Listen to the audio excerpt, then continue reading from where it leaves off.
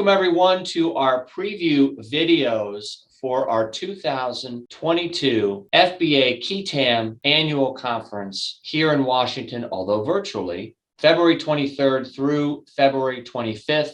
I'm Scott Oswald. I am chair of the section, and joining me today is David Leviss, partner at O'Melveny Myers, with a preview of our panel, Prosecuting Telehealth Fraud under the False Claims Act. David, this is a really hot topic. Why do you think that there is and has been so much telehealth fraud during the pandemic? So, Scott, it's a great question. You know, the pandemic changed the way people seek healthcare, just in similar ways it changed everything in our lives. And first, as a matter of necessity, I think lots of providers had to shift some of their practices to virtual telehealth medicine. I think as the world has opened up again more, many of them have stayed with these practices out of convenience. With any new initiative, often comes compliance issues.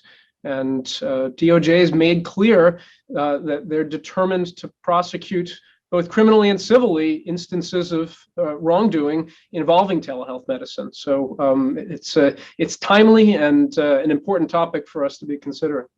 So David, tell us a little bit about your panel. Who else is on the panel with you? It's a great panel. We're stacked with DOJ experience. Our moderators, David Wiseman, who is an assistant director in the civil fraud section at DOJ. He's been a member of the fraud section since 2001 and has investigated and litigated a wide range of False Claims Act cases on behalf of the Department of Health and Human Services, the GSA, Export-Import Bank, and the Coast Guard. The rest of us are all alumni of the civil fraud section. Carolyn Tapey, who is now an AUSA in the Middle District of Florida, where she's been practicing since 2018. Before that, she had been with civil frauds starting in 2009, and she's historically handled a range of healthcare fraud cases.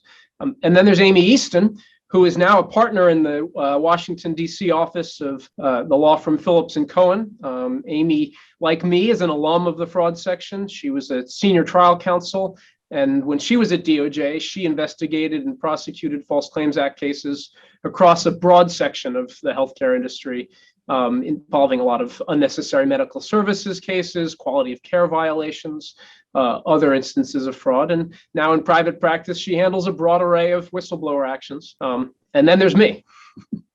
So David, give us just maybe a quick hitter here, maybe a few key points that those attending the conference and this panel will take away from the panel.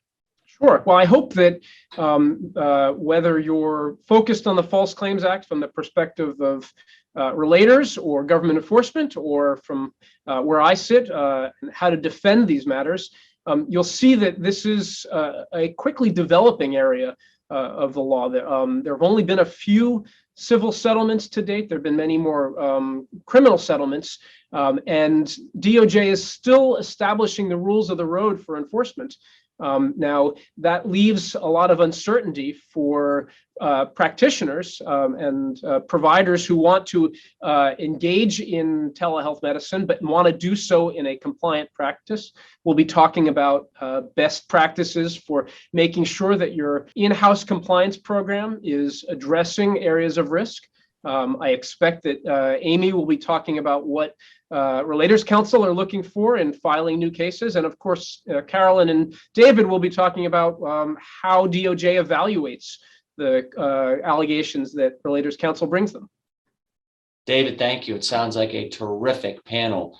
We look forward to seeing you at the 2022 FBA Qui Tam section annual conference. Lincoln's Law Meets the 21st Century. It is February 23rd through February 25th, each day starting at 12 o'clock. It's going to be a great conference. We look forward to seeing you then.